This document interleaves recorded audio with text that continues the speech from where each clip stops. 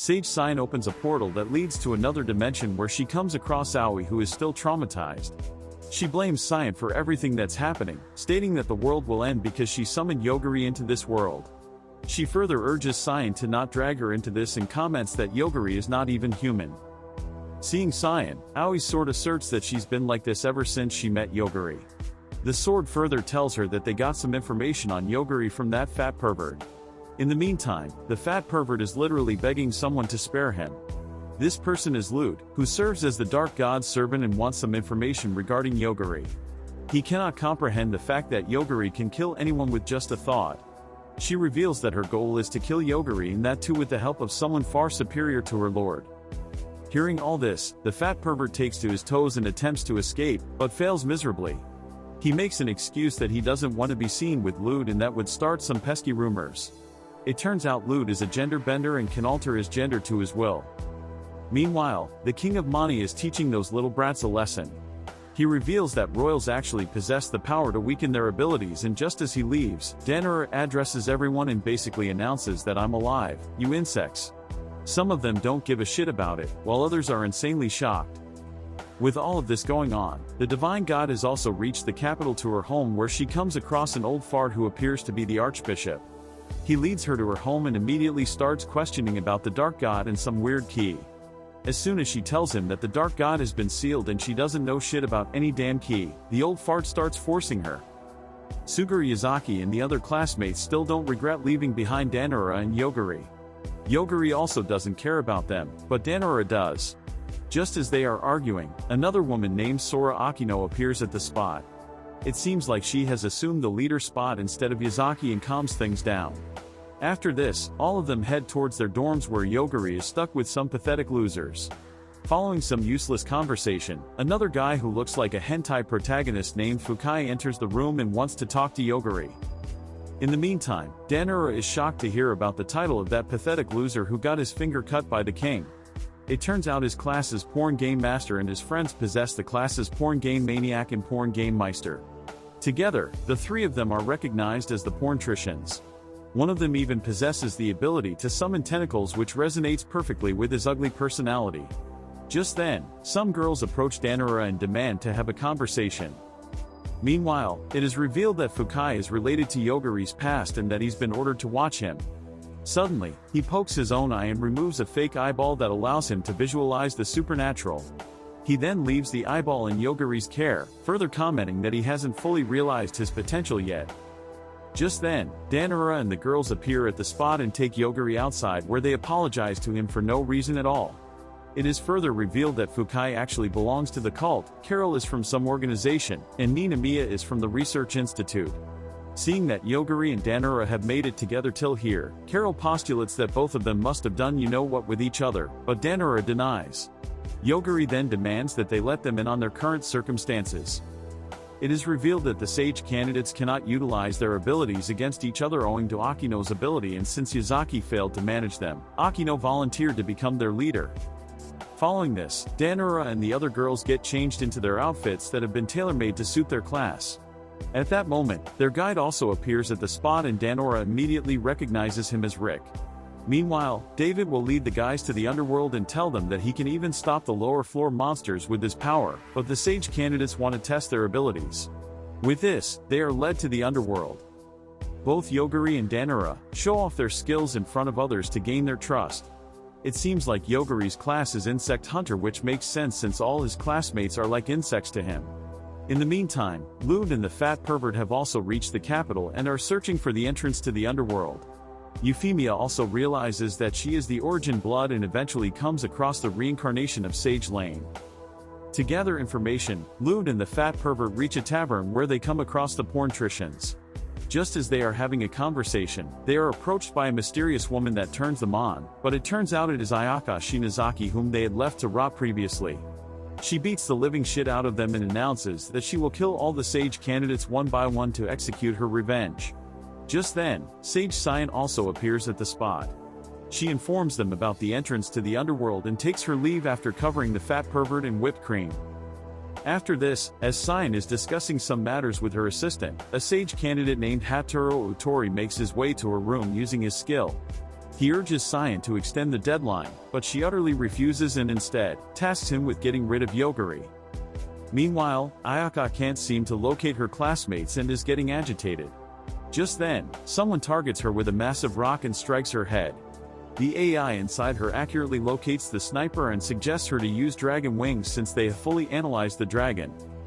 Ayana then comes across her classmate Ryona Shirayama, who possesses superhuman strength, and immediately ambushes her.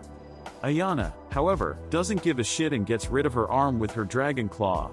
She even mocks her for being a loser, but Ryona makes an excuse that their powers have been sealed owing to the royal family. Hearing this, Ayana decides to fight her again when her powers aren't sealed. In the meantime, Lune and the fat pervert have reached the underworld where they are looking for the dark god Albegarma's little sister. Just then, they come across a woman whom Lute addresses as Lady Mana and questions her presence there. Mana informs him that she was getting bored and decided to come up instead. With all of this going on, Danura visits Yoguri in his room where he is practicing to control his ability.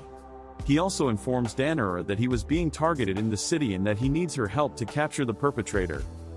Meanwhile, Mana informs Lute that she got rid of the weak-ass seal her brother made and got up here.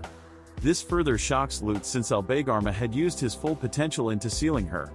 Mana also notices her brother's scent from Lute and questions if he possesses any belongings.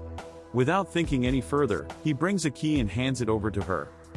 Ayana has also managed to penetrate the castle and decides to get rid of the king to undo the seal that weakens the gifts.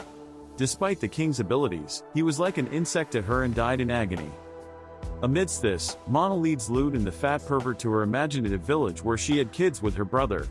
This makes the fat pervert realize that she's a bigger degenerate than himself.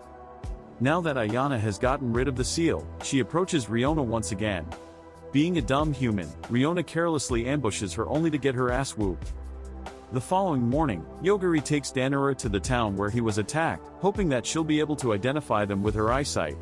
Hearing this, Danura gets a bit angry and asks Yoguri to buy her lunch, to which he agrees. Just as they are hanging around town, the assassins keep targeting Yoguri and even target Danura to get rid of her. At this point, Yoguri notices a robot following them and gets rid of it. Mokomoko then informs them about its electromagnetic signals and they head towards it. Seeing that his life might be in danger, the perpetrator attempts to leave, but Danura captures her. The guy attempts to summon two powerful spirits to attack them, but Mokomoko gets rid of them. He even summons the Queen of Underworld, but all in vain as Yoguri kills them as well. Just then, a mysterious girl appears out of nowhere and targets Yoguri, which catches him off guard and Danura saves him. It turns out the girl is a robot and Yoguri deactivates her. Insanely furious, Yoguri instructs the guy to tell them everything. In the meantime, Utori is looking up information about Yoguri and wonders if he is really invincible. Lute also apologizes to the fat pervert for dragging him into all this and even hands over the key so that Mana won't kill him. He is sure that she would murder him because he let her brother die so easily. Meanwhile, the guy urges Yoguri to spare him, stating that he won't come after him anymore. Yoguri, however, had realized that his ability allows him to summon anything from the other world in this way. He can create as many copies of Enju as he wants. With this, Yoguri gets rid of him. After this, Yoguri takes the robot to his room where he introduces her as his childhood friend Enju Sumeragi. He further tells Danura that this robot was created with Enju as its model to kill Yoguri. According to him, he doesn't want her robot to be wandering around, killing people. Next up, Ayaka goes up against another loser who can cook. The guy gives her a run for her money, but ends up losing just like the others. At this point, Danura and Yoguri have also noticed that Ayaka is the one wreaking havoc all around the city and cannot comprehend how she is even alive. After this, the leader of all Sage candidates announces that they have been ordered to leave the kingdom owing to Ayaka's endeavors. She further announces that they will relocate to the underworld. David also volunteers to accompany them because he wanted to see the 6th floor. With this, the Sage candidates come across an entire army of monsters and get rid of them rather easily. Meanwhile, Lute informs Mana that her brother Albegarma has been killed. They were expecting Mana to get furious, but she surprisingly remains calm. The fat pervert further asks her to take revenge for them, to which she agrees. However, before that, she decides to rebirth her brother, and for that purpose, she rips off Lute's arms because they contain Albegarma's scent. She also wanted her brain, but the fat pervert somehow convinces her to spare Lute in exchange for the key. Later that night, as the sage candidates are having dinner, Danora leaves the hall to look for Yogiri. In the meantime, Sage Cyan appears out of nowhere and instructs them to kill each other because things have been proceeding rather too smoothly. Meanwhile, Yogiri falls off a cliff while saving David, who seems to be drunk. With all of this going on, Theodisia comes across some random thugs and kills them off because they were smuggling half-demons. Just then, she meets her sister Euphemia and Elaine reincarnate. Euphemia informs her that she has now become the Origin Blood and that they are also heading towards the capital to meet Yogiri. Meanwhile, Cyan has ordered the sage candidates to engage in a death battle, and if they attempt to leave, she'll kill them herself. Fukai stands up to her and attempts to kill, but ends up getting his head blown off. It is also revealed that Cyan levels up every millisecond, so it is impossible to kill her. Amidst all this, Yogiri is falling alongside David to an unknown territory. He reminisces about the time when Asax told him about ethos and that he should make his own rules. Just then, Yogiri remembers that he had promised Danora to get her back home safely and utilizes his ability to kill his own momentum to land safely. In the meantime, the barrier sealing mana from the outside world has been lifted off. Seeing this, the fat pervert seeks permission to leave as mana allows them. She even calls him a pathetic ugly creature who is disgusting to look at. On their way, he notices that the ground structure is changing and it is getting difficult to walk. Lu tells him that Mana's magic is expanding since she's preparing to give birth to her brother. This makes the pervert realize that they are inside her body. With no other option left, Lu instructs the fat pervert to escape without him and kicks his butt. Yogiri also gathers some intel from Mokomoko, who informs him about the death battle and everything that's happening. At that moment, he notices the fat pervert heading towards him with a monster following him as well. Seeing Yogiri, the pervert immediately falls to his knees and begs for forgiveness. Yogiri also remembers that he had threatened to kill him, but ignores it for the moment. Before they proceed further, Yogiri gets rid of the slime monster following him. Yogiri then informs the fat pervert that he wants to get back to the 6th floor, but doesn't know the process. The pervert assures him that he'll take him to the 6th floor, but he needs Yogiri's protection. He also forces him to carry David, who is still unconscious. Meanwhile, Sora Akino has lifted off her Vow skill and now the candidates can fight among themselves. Out of them, a girl named Kyoko Takura accidentally comes across Ayaka and they engage in battle. Mokomoko is shocked by Danora's decision to act alone and questions her regarding this. Danora tells her that acting alongside others would be far more dangerous, but it would have been fine if it was Yogiri. Upon hearing this, Mokomoko informs him that Yogiri actually fell to the 7th floor and is currently making his way up. In the meantime, the fatty pervert asks Yogiri if he's heading for the 6th floor, to which he replies positively. Yogiri further reminds him that he has to accompany them since he doesn't know how to operate the elevator. Just as they reach the 6th floor, they come across a sage candidate named Yukimisa who possesses the ability to foresee the future and even change it. He attempts to get rid of Yogiri and the fatty pervert, but fails miserably and dies like everyone else. At that moment, the fatty pervert receives a notification regarding the death battle. Concurrently, another sage candidate is lying on her bed as her classmate attempts to kill her by making a massive concrete block crusher. However, much to their surprise, Mei comes out unscathed and reveals that she possesses abilities other than the Saintess. According to her, she came across some mysterious cats who were fighting mindlessly like Dragon Ball characters and accidentally killed her. With no other option left, the cats had to revive her and even granted her some of their powers. As she kills her classmates, Mei receives a notification regarding the fat pervert joining the death battle and decides to play with him. With this, she confronts Yogiri and the pervert outside the castle, and as expected, the pervert's pervy comments gross her out. She attempts to kill both of them, but Yogiri gets rid of her source of power, and with this, she is powerless like her other loser classmates. In the meantime, Mokomoko senses that someone is sending in ghosts to scare them off and informs Danora about it. As soon as she gets off the tree, a horde of ghosts surround her with her classmate approaching her from afar. The reveals that she has been lying all this and that she is actually a necromancer. She also possesses a spirit like Mokomoko named Tian, but she's pretty unlike her fat useless spirit. Being a necromancer, the girl forces Mokomoko to possess her and attack Danora. She even takes off her clothes and now Danora's melons are all over the place. Just then, Yogiri also appears at the spot and threatens to kill Mokomoko since they don't have any other option. In the meantime, Yazaki is up against Sora Akino with his gang and challenges her to a battle, only to get his ass whooped. The only remaining one is Utori, who realizes that Akino is bad news. At that point, the slime monster who was following the fat pervert gets hold of Akino and kills off all of them. Utori somehow manages to survive owing to his wings that popped out of nowhere. Concurrently, the girl who had possessed Mokomoko awakens her true potential and summons a massive monster, but it was no match against Yogiri and gets killed off immediately. Mokomoko also apologizes for everything that's happened, but it seems like Danuro won't forgive her that easily. They then get reunited with Carol and Ninamiya, who were looking for them. As they are conversing about luring Cyan out, a massive explosion takes place right in front of Ayaka. This explosion results in complete destruction of Ayaka's body as the AI informs her that it would take some days to restore.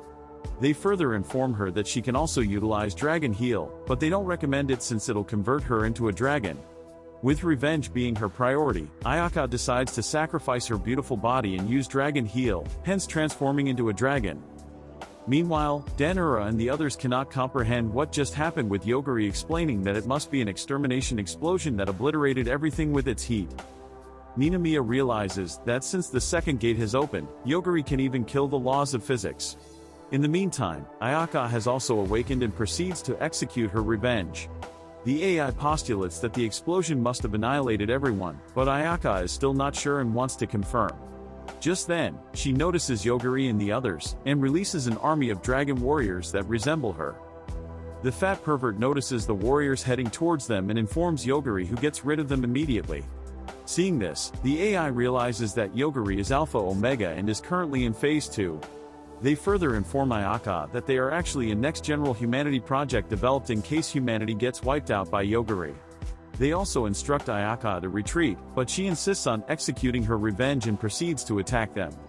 Danura also notices the dragon, and upon hearing this, Yogiri immediately kills her off.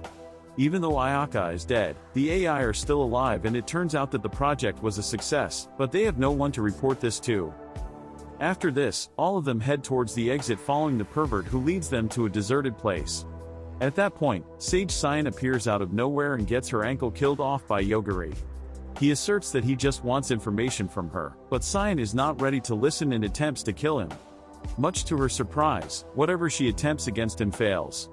Yogiri questions her regarding their return to their own world, but Cyan dodges this question and attempts to attack him again, only to get her fingers killed. Yogiri further threatens to kill her little by little, and with no other option left, Cyan teleports back to her castle. She tries healing herself, but all in vain, and now that Yogiri has seen her, he keeps killing her body parts one by one. In the meantime, Cyan's boyfriend also appears at the spot and gets his ankle killed.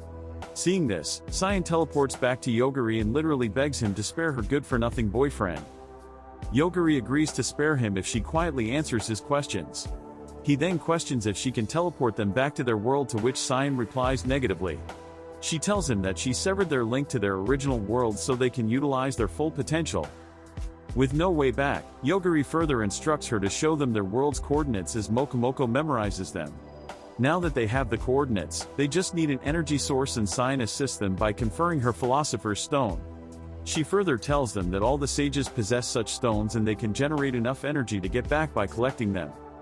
With this, Yogiri and the others leave behind Cyan as they look for the exit. Cyan, on the other hand, is worried about her boyfriend and attempts to head back, but unfortunately, she gets confronted by Mana, who consumes her. However, before vanishing, Cyan tells her about Takata Yogiri and the fact that he killed her brother. Meanwhile, some massive robots have invaded the kingdom and are wreaking havoc, but despite their overwhelming abilities, they get consumed by Mana, who is taking over the entire kingdom. Seeing all this, Rick has to interfere as well, but he is no match against Mana. He realizes that the sage candidates must have released her seal in the underworld. Concurrently, Archbishop Polaris is over the moon over Mana's revival, but his happiness is short-lived as he gets killed by Yogiri. Just as they are conversing, Mana eventually penetrates the barrier, which makes the fat pervert shit his pants. He reveals that he was the one who released her seal. Just then, Mana materializes in front of them and addresses Yogiri, asking if he's the one who killed her brother. She then attempts to kill him, but just like always, Yogiri kills her off as well. Now that the entire kingdom is done for, Carol wonders what they should do. David suggests that they head towards the rooftop, where he had already prepared an aircraft. Since only 5 people can ride this, Yogiri instructs the pervert to stay behind, but Mokomoko suggests letting them leave. After Carol and the others leave, Mokomoko transforms Danura's clothes into a glider, and for some reason, it also exposes her bare skin. She then instructs Yogiri to hold onto her, so they can fly together. With no other option left, he grabs her waist, which makes Danura flustered, and with this, they fly away. Following this, all of them meet outside the kingdom, where David suggests taking them to a nearby town, so they can relax. Carol also reveals that they plan on following Yogiri and Danura, as Yogiri makes it clear that he only intends to gather enough energy to take himself and Danura back home. Just then, Risley, Theodosia, and Euphemia also appear at the spot. Without thinking any further, Risley proposes to Yogiri to marry her and gets brutally rejected. She then accords him with a philosopher's stone to listen to her request. After this, all of them leave for the nearby town, with Yogiri sleeping on Danura's lap. In his sleep, he dreams about Asaka telling him to use his powers for himself and just as he wants. With this season of my instant death ability is Overpowered comes to an end. I really hope you enjoyed this series with us. Make sure to like and subscribe, so you don't miss out on future updates.